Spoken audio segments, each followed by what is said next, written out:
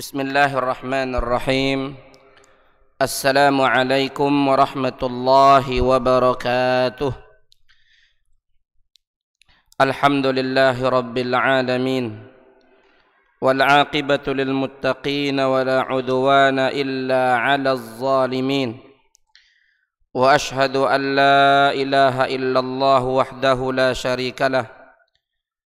Wa ashhadu anna Muhammadan abduhu wa rasuluh sallallahu alaihi wa ala alihi wa ashabihi wa man tabi'ahum bi ihsanin ila yaumiddin. Amma ba'du, rabbi syrah li sadri wa yassir li amri wahlul 'uqdatam min lisani yafqahu qawli. Rabbana zidna ilma warzuqna fahma.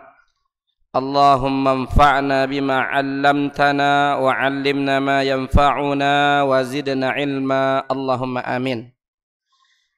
Ma'asyira al-muslimina wal muslimat, al-hadirina wal hadirat, al-ikhwan wal akhawat, al-mustami'ina wal mustami'at, a'azzani Allahu wa iyyakum. Pertama sekali, alhamdulillah Rabbil alamin, segala puji bagi Allah Rabb semesta alam. Alhamdulillah ala jami'in ni'am, segala puji bagi Allah atas segala nikmat-nikmatnya, baik nikmat yang zahir maupun nikmat yang batin. Wa in ta'uddu ni'matallahi la tuhsuha, jika kalian menghitung nikmat-nikmat Allah, niscaya kalian tidak akan mampu untuk menghitungnya. Wa in tashkuru yardahu lakum, jika kalian bersyukur atas nikmat-nikmat itu, Allah ridha kepada kalian. Maka yang Allah tuntut kepada kita jamaah adalah syukur, dan syukur adalah kata Allah Subhanahu wa taala, wa qalilun min ibadiyasy syakur. Sedikit sekali ya dari hambaku, tengok garis bawahi, hamba-hambaku yang bersyukur. Maka sejatinya syukur adalah menghambakan diri kepada Allah Subhanahu wa taala, zahir dan batin. Nikmat telah Allah kasih kita, nikmat telah Allah turunkan tidak terhitung, maka Allah akan ridha kepada kita dengan nikmat-nikmat itu, yakni kita bersyukur kepadanya. Hakikat syukur adalah kita terus menjadi hamba Allah Subhanahu wa taala dengan keimanan kepadanya, dengan takwa kepadanya, dengan salat, dengan puasa dan seterusnya. Maka Nabi alaihi salatu wassalam saking pandainya berterima kasih dan bersyukur kepada Allah Subhanahu wa taala, Nabi alaihi salatu wassalam pernah salat malam semalam suntuk dan sampai telapak kakinya membengkak, sehingga Aisyah radhiyallahu taala anha memprotesnya. Apakah anda lakukan perbuatan anda seperti ini padahal anda sudah mendapatkan jaminan keampunan dosa yang telah berlalu dan yang akan datang? Maka kata Nabi alaihi salatu wassalam, garis bawahi, afala abdan syakura, bagaimana pula aku tidak senang disebut sebagai seorang hamba yang pandai bersyukur kepada Allah. Maka dari ayat dan hadis ini dapat kita tarik kesimpulan dengan yakin bahwa syukur sejatinya adalah seseorang terus menjadi hamba Allah, ta'abbud, menghamba kepada Allah, menyembah Allah, beribadah kepada Allah, sebagaimana dicontohkan oleh Nabi alaihi salatu wassalam sampai bengkak-bengkak dua telapak kakinya. Semoga Allah Subhanahu wa taala menjadikan kita di antara hamba-hambanya yang benar-benar pandai bersyukur kepadanya. Amin ya rabbal alamin. Allahumma salli wa sallim ala nabiyyina Muhammadin wa ala alihi wa ashabihi wa man tabi'ahum bi ihsanin ila yaumiddin. Semoga salawat dan salam senantiasa dicurahkan oleh Allah kepada Nabi kita Muhammad sallallahu alaihi wa ala alihi wasallam, keluarganya, sahabatnya, dan seluruh orang yang mengikuti beliau, seluruh orang yang mengikuti beliau dengan ihsan, dengan baik dan dengan sebaik-baiknya hingga hari pembalasan. Amin. Baik jemaah, tadi diumumkan kita akan melanjutkan sifat salat Nabi atau tata cara salat Nabi. Tapi ana berpikir, saya melihat kita sudah malam berapa nih? Mungkin tanggal 5 besok ya, bulan Sya'ban. Dan kita cuma hanya sekali sebulan ya kalau dengan saya gitu. Saya pikir ada momen yang lebih tepat ya, kita akan menyinggung ayat-ayat tentang siam atau hal-hal yang berkaitan dengan puasa sebagai murajaah. Tentu seukuran waktu tersedia sampai Isya ya, dan kita mengutip dari kitab Riyadhus Shalihin. Kitab Riyadhus Shalihin buah karya dari Al-Imam Abu Zakaria Yahya Ibnu Syaraf An-Nawawi rahimahullah. Apa kata Imam Nawawi dalam kitabnya ini? Ada sebuah bab ya, sebuah bab dari kitab Fadail, yakni catatan-catatan beliau dalam kitab ini tentang fadilah-fadilah, tentang keutamaan-keutamaan ibadah ya. Maka beliau menuliskan di sini bab wujubi shaumi Ramadan, bab wajibnya berpuasa Ramadan. Tentu wajib puasa Ramadan, kita tidak syak itu ya. Puasa Ramadan dia bukan hanya sekedar wajib lagi, tapi wajibnya luar biasa, yakni tinggi sekali kewajibannya. Bagaimana kita tahu itu? Ya, dia adalah sebuah rukun dari rukun Islam. Apa itu rukun? Rukun kata ulama janibuhu al-aqwa, unsur terkuat ya. Unsur terkuat ya dari sesuatu itu. Jadi disebut rukun Islam, maka dia adalah unsur terkuat dari Islam. Kalau seseorang ngaku dia muslim tapi ternyata dia tidak menegakkan puasa nanti di bulan Ramadan, ini dipertanyakan. Unsur terkuatnya sudah tidak ada pada dirinya. Ini orang merugi ya. Kecuali kalau dia punya uzur ya. Apa uzurnya? Seperti orang gila gitu kan. Orang gila tidak akan wajib berpuasa. Sekarang banyak orang yang waras, bahkan cerdas akalnya, tapi dia memilih apa? Seperti orang gila, enggak puasa. Atau orang haid. Atau orang haid, atau benar-benar dia sakit ya. Tak sakit menahun, enggak akan mungkin sembuh kata pihak medis, silakan dia bayar fidyah. Ya enggak apa-apa, seperti orang tua kan begitu. Tapi ini dia muda. Dia kuat, dia gagah, dia berlebih nikmatnya, enggak puasa. Subhanallah. Di mana dia dari kalimat Imam Nawawi ini? Wajib. Wajibnya bukan wajib biasa, tapi tadi kita katakan posisinya tinggi. Disebut oleh Allah apa? Nanti ayatnya kita baca, kutiba, telah ditetapkan, telah diwajibkan, telah difardukan, begitu. Maka kata Imam Nawawi dengan mantap mengingatkan kita bab wajibnya puasa. Apa puasa? Kita ulang, puasa adalah kata ulama ibadah penghambaan diri kepada Allah yang terdiri dari dengan cara menahan diri dari semua yang membatalkan puasa itu seperti jima, makan dan minum dan yang lain-lain, dari terbit fajar shadiq sampai terbenam matahari. Ibadah bil imsak anil jima wal akli wasyurbi wa jami'il mufattirat min tulu'i al fajr shadiq ila ghurubis syams. Itu puasa. Bab wajibnya puasa Ramadan wa bayan dan penjelasan keutamaan puasa. Jadi ada wajib, ada keutamaan. Jadi bukan berarti ada keutamaan terus kita tutup akal kita, pengetahuan kita dari hukumnya. Kadang-kadang orang nih rancu gitu kan. Kita bicara misalnya tentang hukum salat berjamaah. Enggak wajib Ustaz, kan 27 aja disebutkan oleh Rasulullah. Wajib satu lagi, keutamaan satu lagi, kan begitu. Tidak berarti setiap ada disebutkan keutamaan dia tidak wajib. Disebutkan wahai orang yang beriman, apabila telah dikumandangkan azan pada hari Jumat maka tinggalkanlah jual beli, maka segeralah salat Jumat, ingat Allah Subhanahu wa taala. Itu lebih baik bagi kalian. Salat Jumat wajib atau tidak wajib? Wajib, tapi Allah katakan zalika khairul lakum. Itu lebih baik bagi kalian daripada jual beli. Apakah kalimat lebih baiknya salat Jumat berbanding jual beli tidak wajib Jumat? Subhanallah, lebih wajib daripada salat 5 waktu. Kan begitu? Jihad.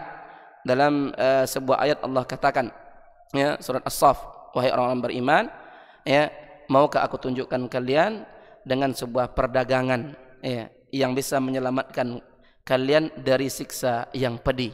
Apa perdagangan itu? Yakni adalah kalian beriman kepada Allah, ya, beriman kepada hari akhir dan berjihad dengan, ya, jiwa dan harta kalian.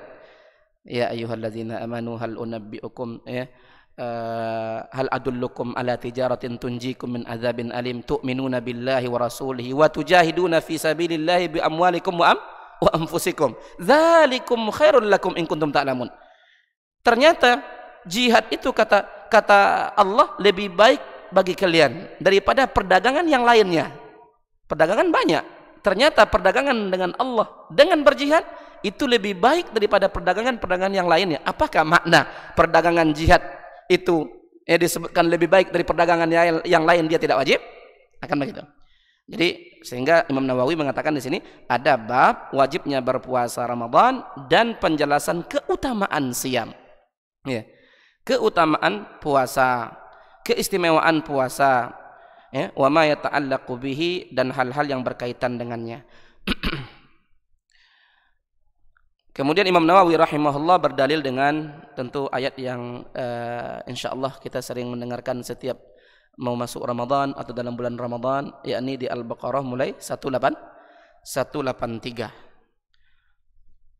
Allah berfirman, Imam Nawawi mengatakan, qala Allah Ta'ala, ya ayyuhalladzina amanu, wahai orang-orang yang beriman, kutiba alaikumusiyam, diwajibkan atas kalian berpuasa, kama kutiba alal ladzina min qablikum, sebagaimana diwajibkan atas orang-orang sebelum kalian. Kata Imam Nawawi sampai pada firman Allah Ta'ala, syahrul Ramadan, bulan Ramadan, alladzi unzila fihi al-Qur'an, yang telah diturunkan di dalamnya Al-Qur'an, hudal linnas, sebagai petunjuk bagi manusia, wa bayyinatin minal huda wal furqan, dan sebagai penjelas dari petunjuk dan pembeda antara kebenaran dan kebatilan.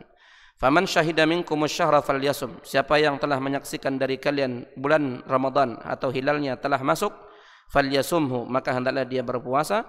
Wa man kana maridan aw ala safarin fa iddatun min ayamin ukhar, siapa yang sakit atau bersafar maka silakan dia berbuka, namun diganti di hari-hari lain di luar Ramadan. Ya, itu ayat ini dibawakan oleh Imam Nawawi cukup panjang. Ya. Ada berapa ayat itu? Ya, ada 3 ayat. Beliau membawakan 3 ayat di awal, ya, di awal bab ini. Kita ulang ayat ini. Ya ayyuhalladzina amanu, wahai orang-orang yang beriman. Di sini Allah memanggil orang yang beriman karena kata ulama, ya, bahwa puasa itu ketika orang melakukannya akan bisa menambah iman seseorang. Ketika orang tidak melakukannya, maka imannya akan berkurang. Ya, tidak syak. Jadi sehingga Allah mengatakan di sini, kalau kita mau, ya, tetap iman kita pada diri kita atau bertambah atau ingin bertambah, maka penuhilah seruan Allah ini pada ayat diantaranya, ya, ayat ini, ya ayyuhalladzina amanu, wahai orang-orang yang beriman, kutiba alaikumusiyam, kutiba alaikumusiyam, telah diwajibkan atas kalian berpuasa. Di sini jelas kutiba itu maknanya furidha, telah difardukan atas kalian bersiam itu. Ya. Maka ini ayat yang sangat terang dan jelas bahwa wajibnya puasa dengan kalimat yang jelas dari Allah, kutiba. Kutiba maknanya, di antara makna kutiba adalah furidha. Ya. Innas salata kanat alal mu'minina kitaban mauquta. Sesungguhnya salat itu atas orang-orang yang beriman adalah, ya, kitaban mauquta. Apa arti kitaban di situ? Kata ulama adalah maktuban. Maktuban itu apa arti di situ maktuban? Yakni mafrudan. Salat itu diwajibkan atas orang-orang yang beriman, mauquta, pada waktu yang telah ditentukan oleh Allah Subhanahu wa taala. Salat wajib, puasa wajib, tidak syak itu. Dikerjakan berpahala, ditinggalkan berhak mendapat dosa. Ya. Apakah kafir orang yang meninggalkan puasa Ramadan karena malas, Ustadz? Yang sahih adalah tidak kafir. Ya, yang sahih adalah tidak kafir, walaupun dia mendapatkan dosa besar, diancam dengan dosa besar. Sampai dalam sebuah asar atau sebuah hadis Nabi bermimpi, Ya, dalam mimpi itu, dan mimpi Nabi adalah wahyu. Nabi bermimpi ditemani oleh malaikat, ya. Dalam mimpinya itu disuruh untuk mendaki gunung. Kemudian kata Nabi, saya nggak mampu, kami akan bantu. Sampailah Nabi, ya, di perjalanan itu di atas gunung atau bukit yang sangat tinggi. Maka Nabi melihat ada seorang laki-laki digantung kakinya ke atas, kepalanya di bawah.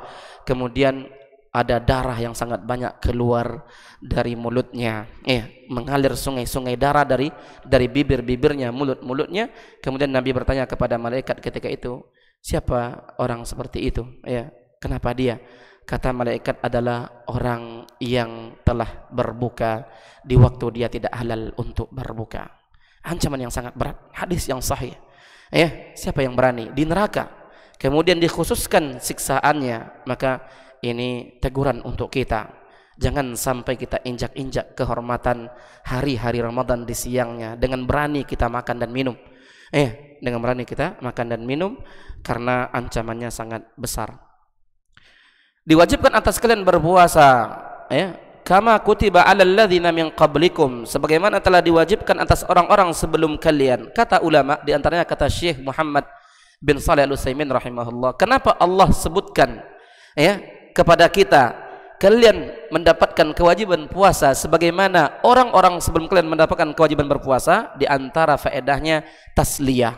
Tasliyah itu biar kita lega, biar kita sedikit enjoy, santai. Kenapa? Karena yang namanya beban, beban itu kalau kita saja merasakannya atau menerimanya, itu akan lebih terasa berat berbanding kita menengok, oh ternyata mereka juga berpuasa, mereka juga mendapatkan beban itu. Sehingga Allah bilang dalam ayat ini untuk memberikan apa? Memberikan tasliyah, memberikan kelegaan sedikit kepada kita bahwa kalian mampu insyaallah berpuasa, karena juga manusia sebelum kalian juga berpuasa. Maka tidak ada bedanya, maka tidak ada bedanya dalam kewajiban untuk berpuasa. La'allakum tattaqun, agar kalian bertakwa. Kata ulama, jarang-jarang Allah menyebutkan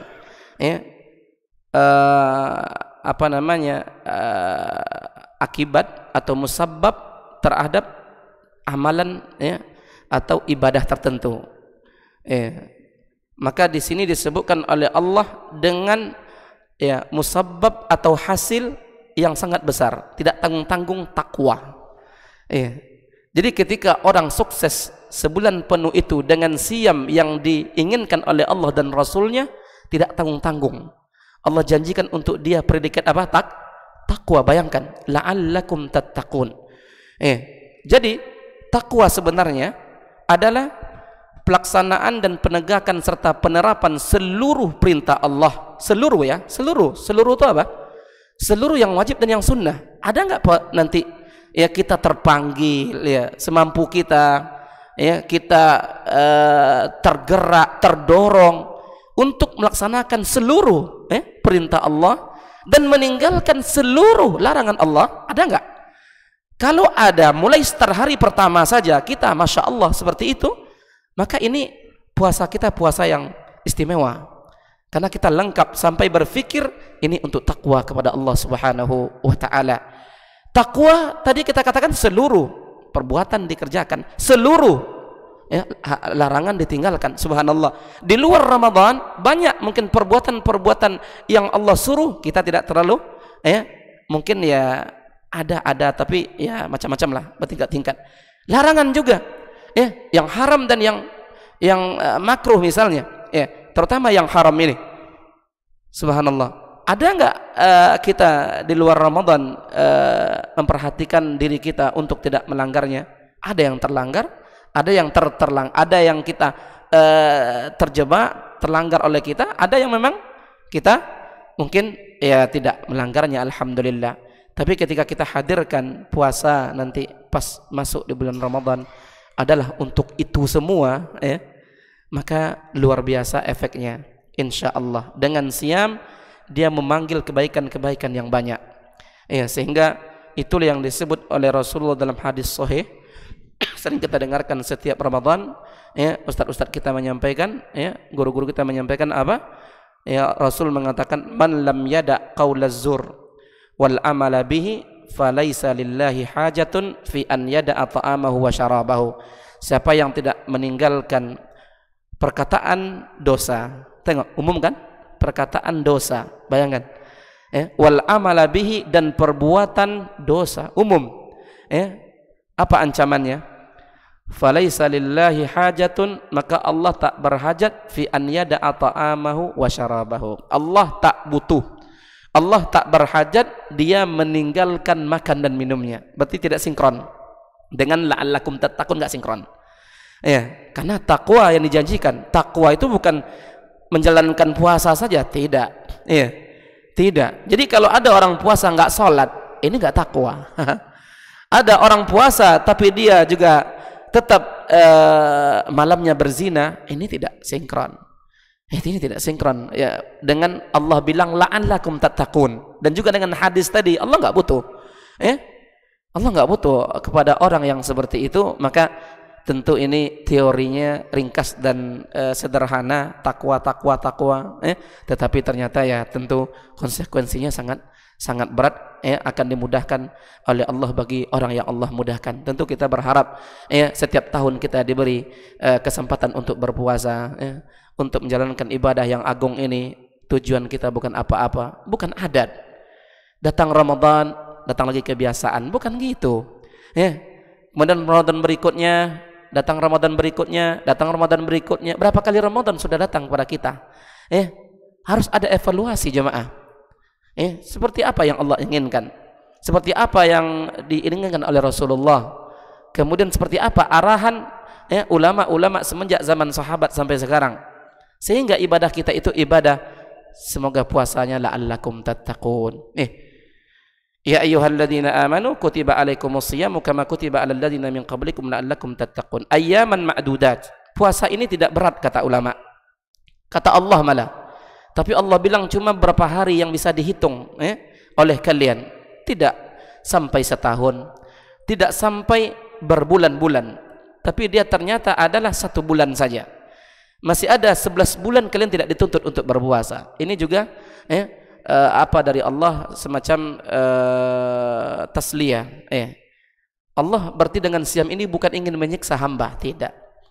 Tetapi memang dia berat. Kenapa? Karena meninggalkan hal-hal yang memang itu sudah langganan kita. Itu adalah apa? Konco kita. Apa konco kita? Perut konconya dengan makan, kan gitu. Kemudian kerongkongan dengan minum. Kemudian ya syahwat dengan apa? Jima. Ditahan. Ditahan. Ternyata juga tidak 24 jam, siang saja, malam bisa, kan begitu. Jadi ayaman makdudatnya itu bukan juga hari dan malamnya ternyata, tapi harinya saja, siangnya saja. Maka tidak ingin Allah menyiksa kita dengan puasa, tidak jemaah. Jangan pernah kita suudzon, buruk sangka sama Allah dengan syariat, dengan syariatnya termasuk puasa, bahwa Allah ini memang tidak sayang sama kita. Dilarangnya kita makan, dilarangnya kita minum dalam sekitar 13 jam lebih kurang. Enggak seperti itu. Toh juga kalau kita nggak mampu, sakit ternyata, silakan enggak puasa. Kita safar juga, walaupun sehat saja, walaupun mungkin kita kuat berpuasa, boleh kita tidak berpuasa, Ustaz, boleh. Walaupun nanti ada perinciannya, ada perinciannya. Tentu nanti akan diterangkan ketika ada waktu-waktu pertemuan sebelum Ramadan berikutnya atau di awal-awal Ramadan. Hari-hari yang berbilang-bilang. Atau sekarang kita terangkan. Kata Allah, "Faman kana minkum maridan", siapa yang sakit? Kata ulama, sakit itu ada 3. Sakit yang menahun, la yurja bur'uhu. Hampir orang yang menderita sakit itu kecil dia berharap untuk sembuh dengan penyakitnya itu. Ada. Maka orang yang seperti ini dikiaskan kepada orang yang lansia, yakni dia bayar apa? Fidyah. Tidak berpuasa selama-lamanya. Uzur syar'i. Bayangkan baiknya Islam. Jadi Islam Masya Allah gitu. Kalau seandainya puasa itu wajib semuanya, mau tua, mau sakit, itu nyiksa tuh. Itu nyiksa. Itu menyiksa. Tapi tidak.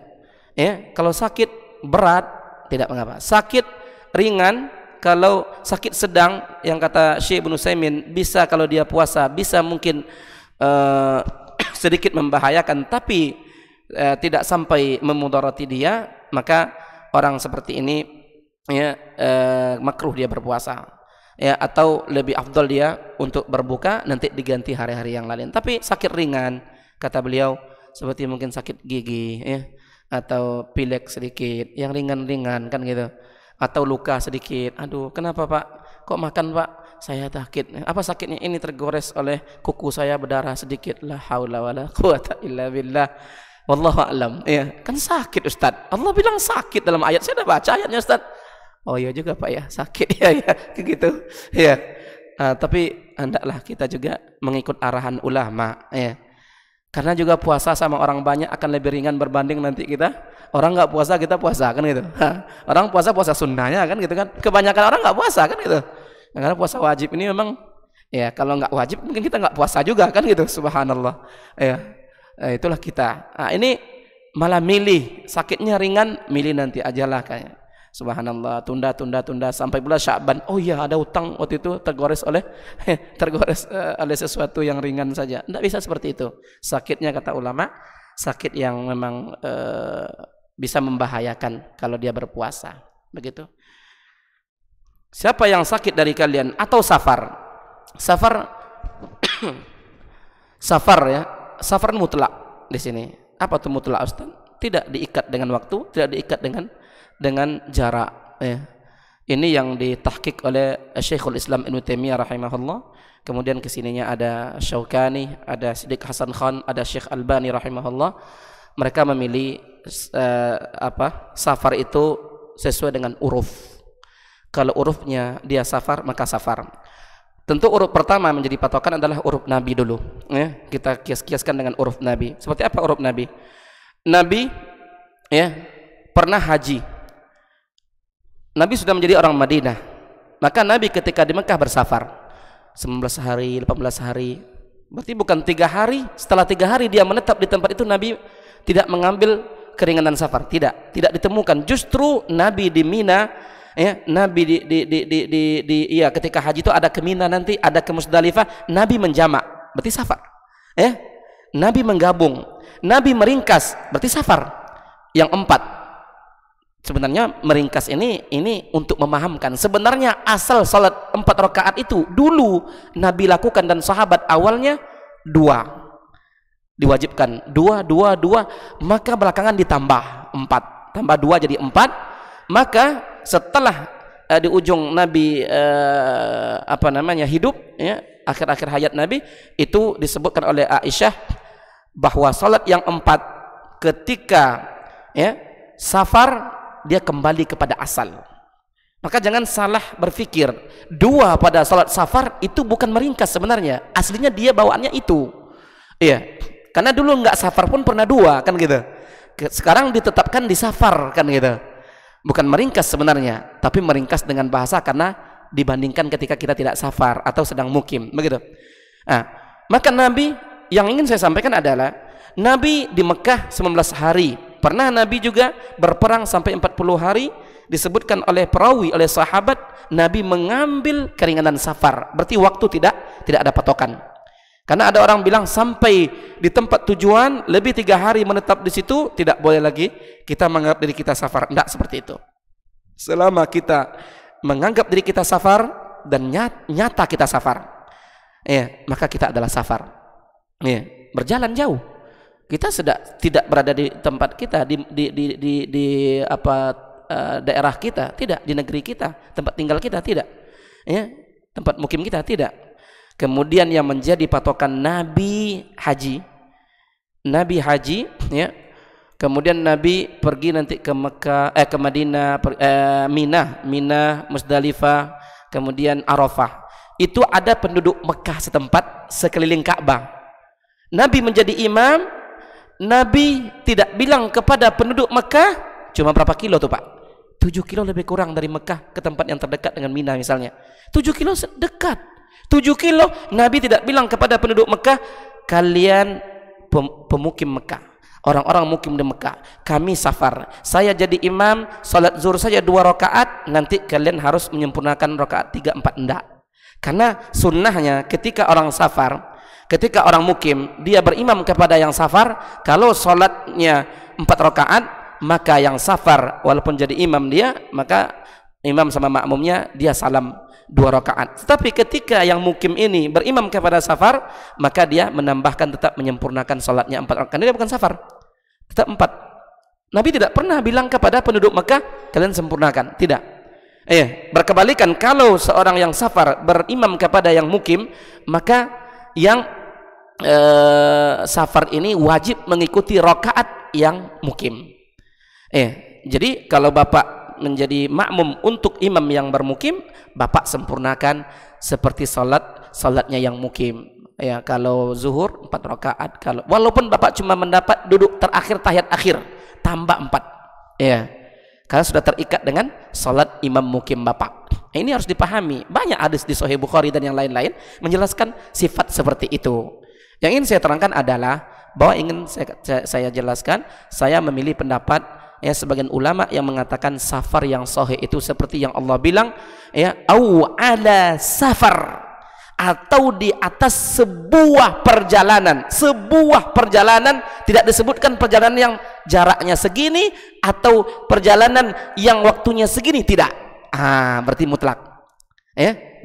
Berarti mutlak. Apalagi dulu Nabi tidak pernah tahu siapa yang mengukur kilometer pertama, kilometer kedua dari Madinah atau dari Mekah. Nggak ada. Nggak ada.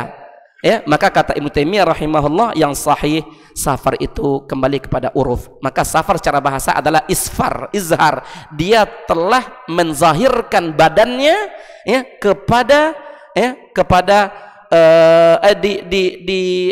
di daerah luar, di luar dari daerah dia, ketika dia meninggalkan bangunan-bangunan tempat dia bermukim. Itu safar.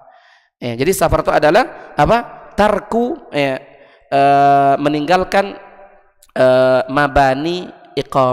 mabani baladihi, yakni bangunan-bangunan tempat dia tinggal. Itu. Jadi tidak dibatasi dengan jarak sampai 7 kilo saja safar. Kan begitu? Cuma kata ulama harus ada niat.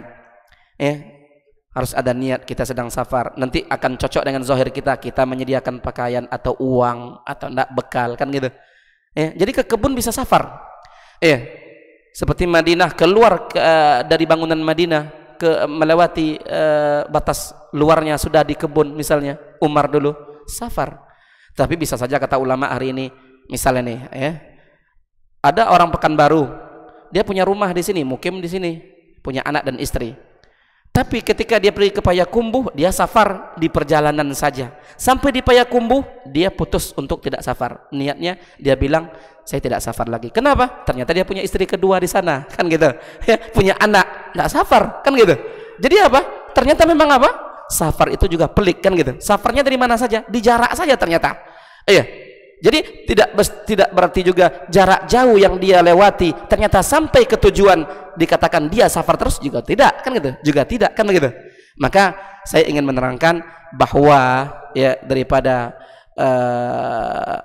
kita jahil, kadang-kadang kita dulu orang-orang awam pergi misalnya, kalau di kampung saya cari ikan di sungai, kan misal udah keluar kampung itu. Udah keluar kampung, bahkan jauh ke depan, jauh ke hilir, kan gitu. Harusnya kalau dengan ilmu ini enggak apa-apa, enggak puasa. Apalagi berkayu gitu ya. Sekarang juga orang pergi ke kebun menen sawit misalnya. Ini kan Ramadan dekat-dekat ini. Silakan juga dulu berbuka dulu. Kita pasang niat safar.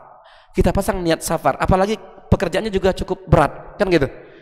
Maka ini ekstrim Ustaz. Tidak ekstrim. Kita tidak pernah menemukan dari dalil Al-Quran dan Sunnah jarak 75 kilo, nggak ada, atau 80 kilo atau 60 kilo, nggak ada.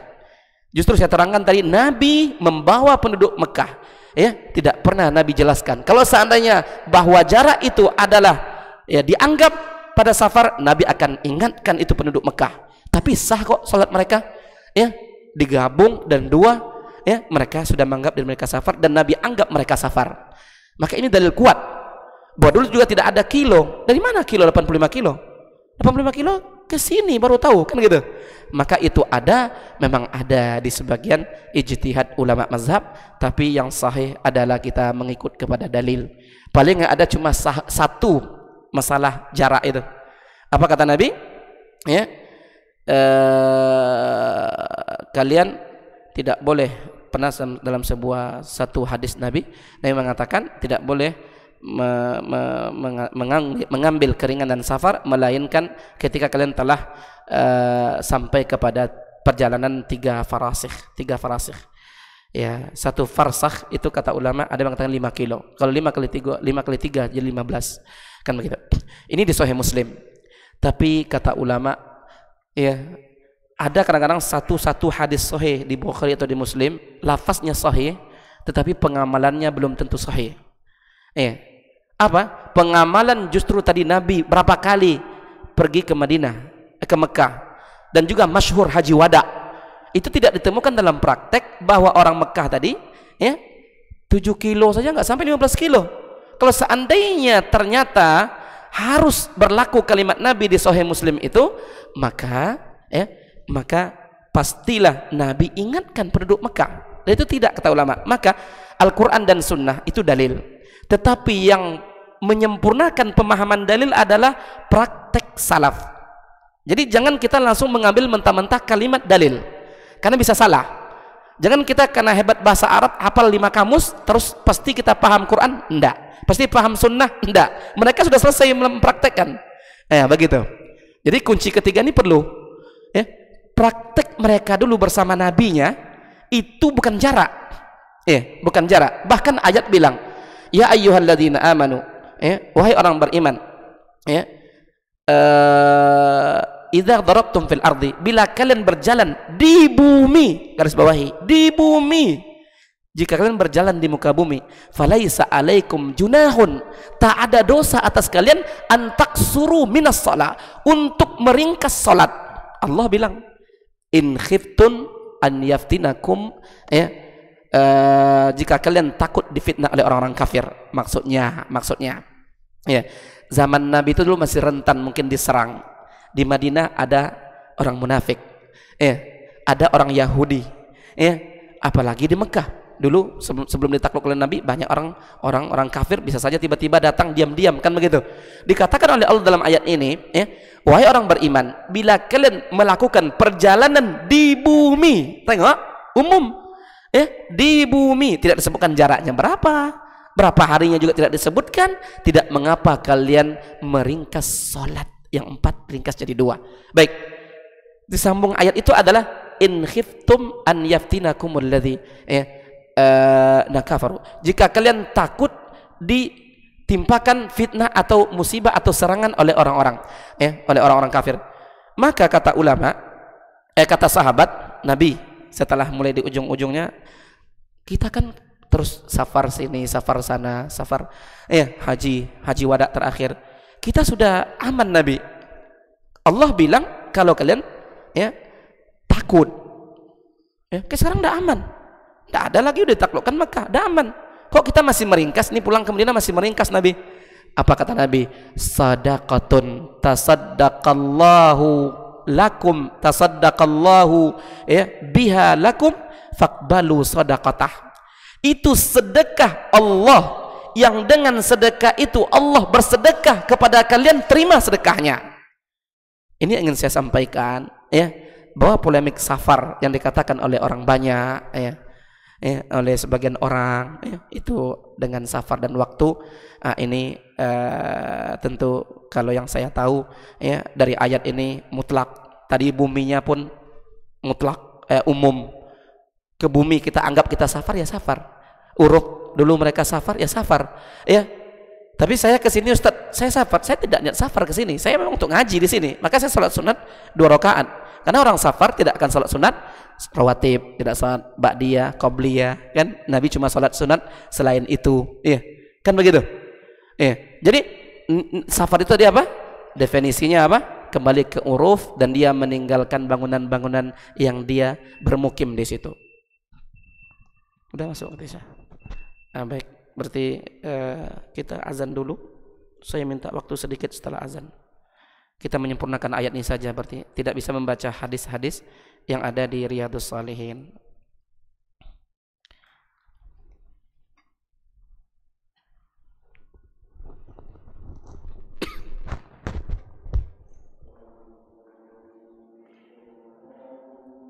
Babil Islami di Nabi Muhammadin Nabi wa Rasul.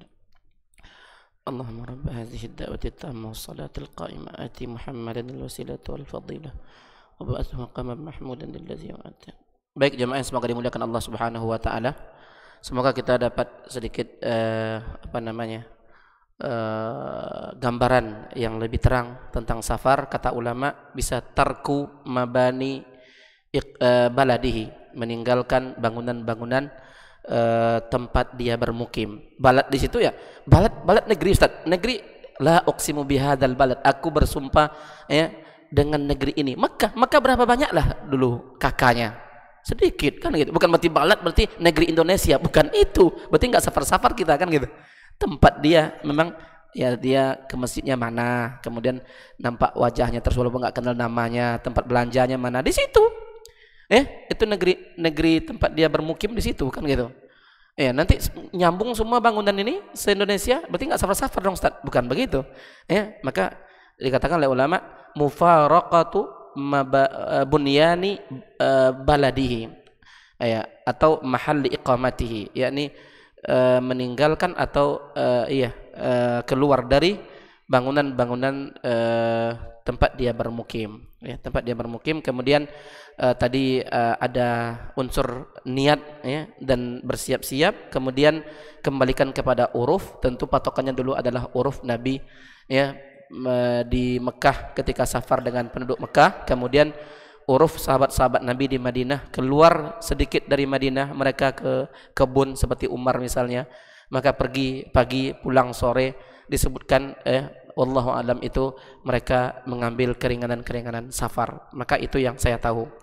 Maka ada 3 kondisi orang yang berpuasa ketika safar. Pertama kata ulama ketika dia berpuasa ketika safar maka akan membahayakan dirinya, maka haram dia berpuasa, wajib dia berbuka. Ada orang seperti itu. Yang kedua, ada orang berpuasa ketika safar perjalanan jauh, dia agak berat rasa, tetapi tidak sampai membinasakan atau membahayakan dirinya, maka pandai-pandailah dia mengukur kondisi dirinya. Maka orang yang kedua ini adalah makruh berpuasa, tapi kalau berpuasa boleh.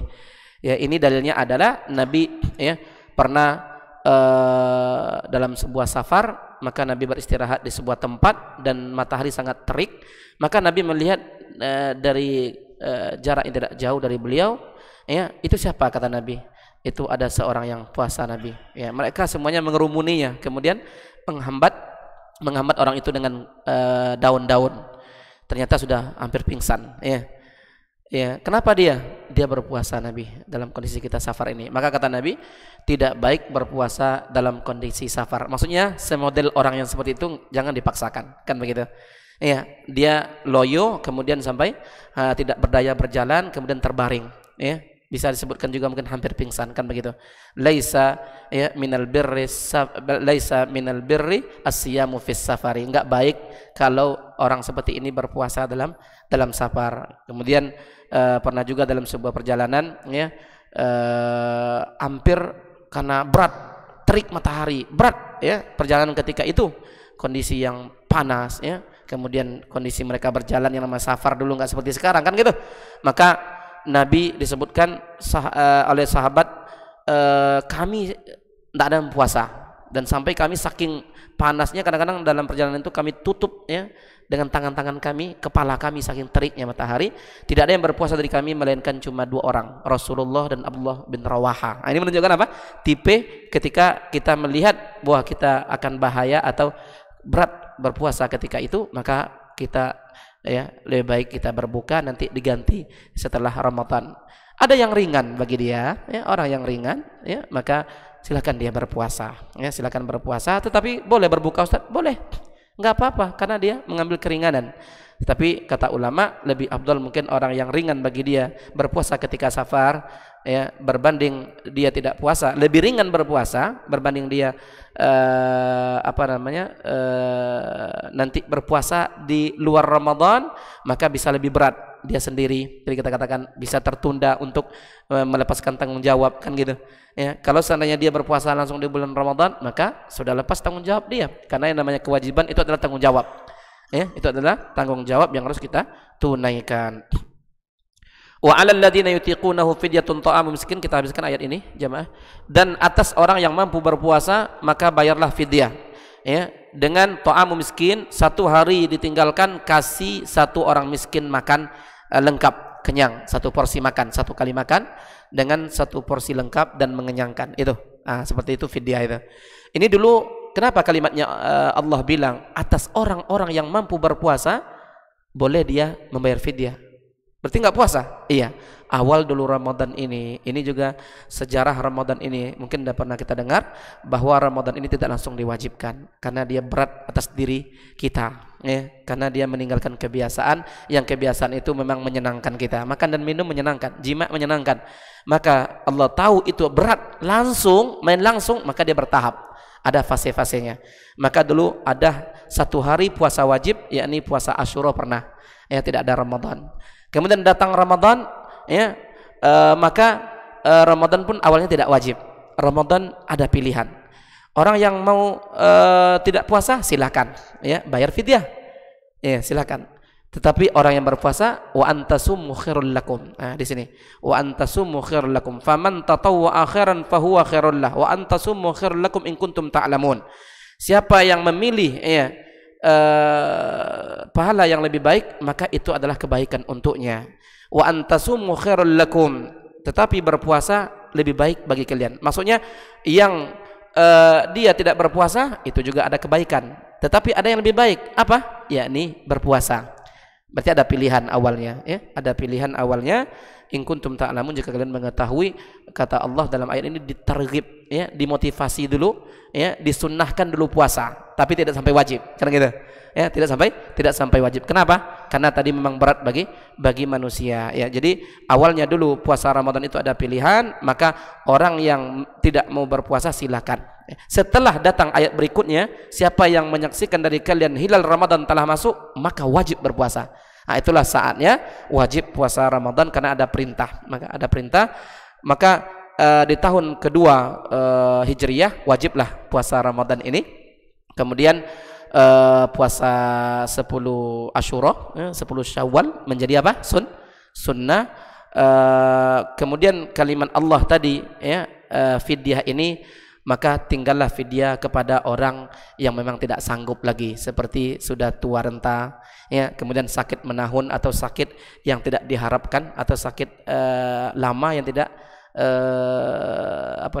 tidak diharapkan kesembuhannya, ya.